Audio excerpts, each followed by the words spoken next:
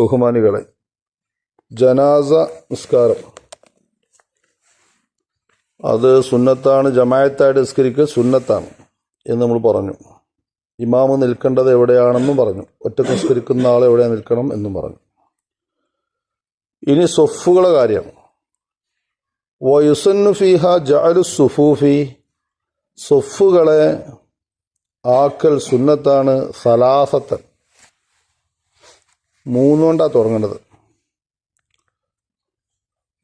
3 സൊഫുകളാക്കൽ സുന്നത്താണ്.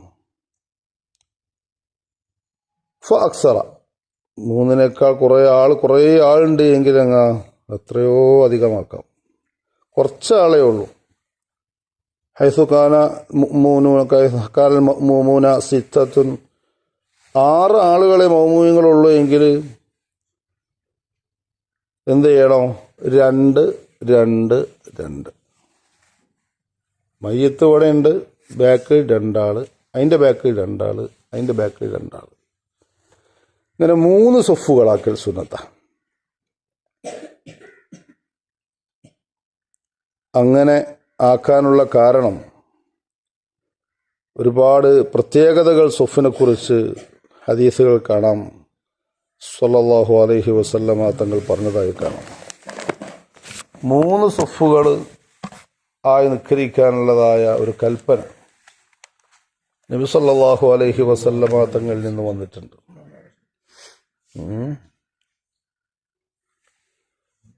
വഅൻ മാലിക് ഇബ്നു ഹുബൈറ റളിയല്ലാഹു അൻഹു قال سمعت رسول الله صلى الله عليه وسلم يقول, നബി സല്ലല്ലാഹു അലൈഹി വസല്ലമ തങ്ങൾ പറയുന്നു, മാ മിൻ മുസ്ലിമിൻ യമൂതു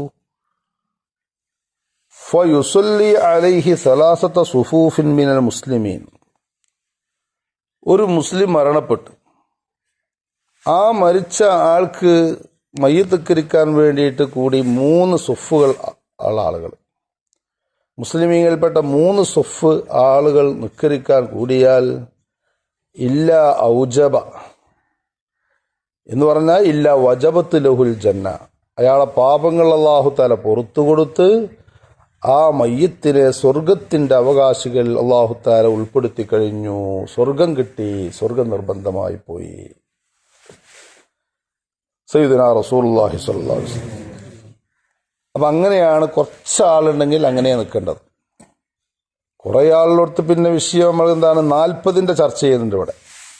40 ആളുകൾ മയ്യിത്ത് നിസ്കരിക്കാൻ കൂടെ. 40 ആളുകൾ പറഞ്ഞാൽ ഫാൻ്റൊക്കെ താഴ്ത്തിയിട്ട് അവരത്തൊക്കെ വെളിവാക്കിയിട്ടുള്ള 40 ആൾ. അതിൽ ഒരാളായിട്ട് എണ്ണൂല. സൂപ്പർ 4 ആൾ. മയ്യിത്ത് നിസ്കരിക്കാൻ അറിവുണ്ട്, നല്ല മനുഷ്യന്മാരാണ്.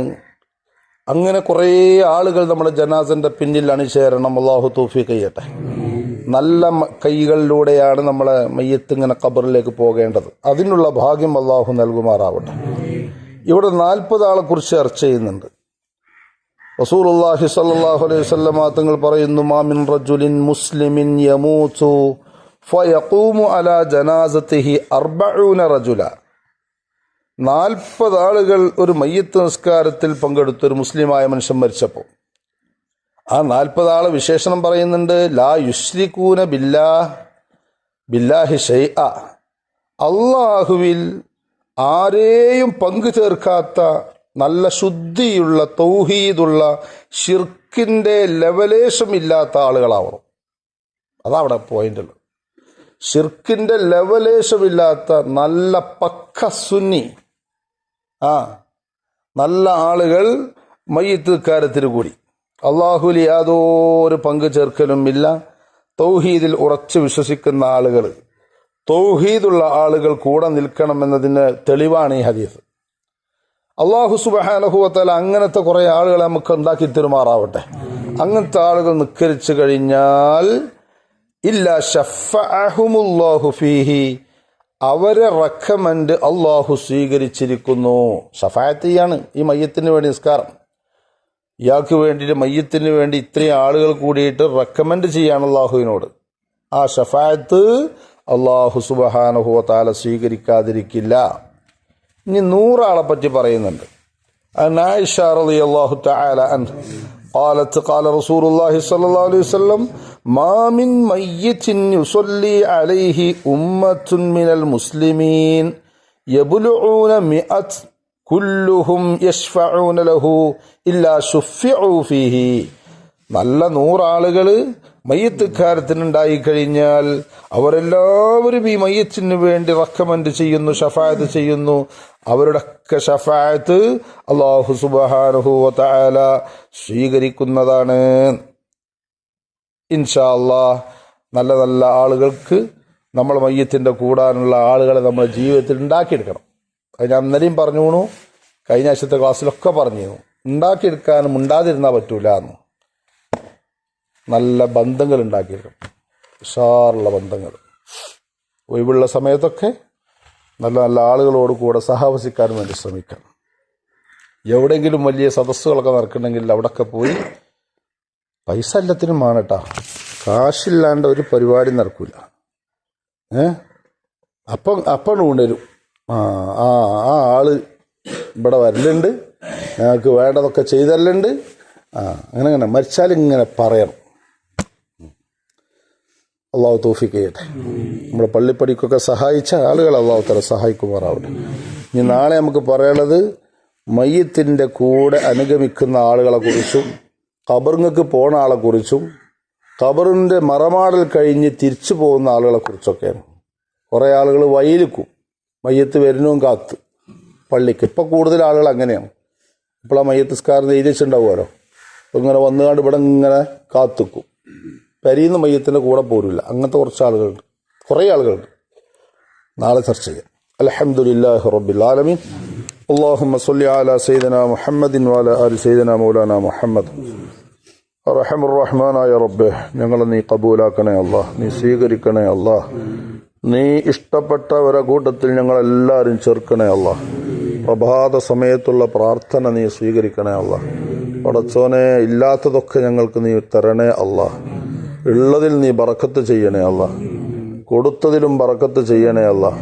സൂക്ഷിച്ചു വെച്ചതിലും ബറക്കത്ത് ചെയ്യണേ അല്ലാഹ്. റഹ്മാനായ റബ്ബേ, എല്ലാ ആളുകളുടെയും ആരോഗ്യനില നിനക്കറിയാമല്ലോ റബ്ബേ. ഒരുപാട് സുഖമില്ലാത്ത ആളുകളാണ് ഞങ്ങളോടൊപ്പമുള്ളവർ. ശാരീരികമായും മാനസികമായും ഒക്കെ തളർന്നവരാണ്. എല്ലാവർക്കും വേണ്ടുന്ന ആഫിയത്ത് നീ നൽകണേ അല്ലാഹ്. എല്ലാവർക്കും ഖൈറായ ജീവിതം നൽകണേ അല്ലാഹ്. ജീവിതത്തിൽ ഒരുപാട് സന്തോഷങ്ങൾ ഞങ്ങൾക്ക് നൽകണേ അല്ലാഹ്. ദുനിയാവിൽ നിന്ന് വിട പറയുന്നതിന് മുമ്പ് ഒരുപാട് ഹലാലായ മുറാദുകളുള്ളവരാണ്. എല്ലാം നീ വേഗത്തിൽ വീട്ടി തരണേ അല്ലാഹ്. പടച്ചോനെ, നല്ലൊരു മാസത്തിൻ്റെ ദിവസങ്ങൾ ഞങ്ങളിവിടെ കഴിഞ്ഞു പോയിക്കൊണ്ടിരിക്കുകയാണ്. അങ്ങനെ പോയി വിശുദ്ധ റമളാൻ ഞങ്ങളിലേക്ക് അടുത്തുകൊണ്ടിരിക്കുകയാണ് റബ്ബേ. അതിൻ്റെ ഇടയ്ക്ക് ഞങ്ങൾക്ക് രോഗങ്ങളോ ബുദ്ധിമുട്ടുകളോ പ്രയാസങ്ങളോ നീ വരുത്തല്ല അല്ലാഹ്. ഓരോരുത്തരും ജോലിക്ക് പോകുന്നവരാണ്, പലവിധ ജോലികളും ചെയ്യുന്നവരാണ്. എല്ലാവരുടെ ജോലിയിലും നീ ഖൈറും ബറക്കത്തും സിഹത്തും നൽകണേ അല്ലാഹ്. തടിക്ക് ആരോഗ്യം നൽകണേ അല്ലാഹ്.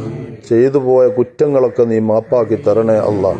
റഹ്മാനായ റബ്ബേ, ബദർ മൗലിദിൻ്റെ മജ്‌ലിസിന് അടുത്ത മാസാന്തത്തിലേക്ക് വരുന്നു. ഇന്നലെ ഒരാൾ വിളിച്ചിട്ട് അരി 30 കിലോ ഞങ്ങൾ തരാമെന്ന് പറഞ്ഞു. അപ്പോൾ 35 വെച്ചാണ്. അപ്പം എന്നാൽ 35 തരാമെന്ന് പറഞ്ഞു. അള്ളാഹുവേ, ആ ഏറ്റെടുത്ത ഉമ്മയും ആ വീട്ടിലത്തെ മോനും ആ വീട്ടിലത്തെ കുട്ടികൾക്കും അള്ളാഹുവേ ബദരീങ്ങളുടെ കാവൽ നൽകണേ അല്ലാഹ്.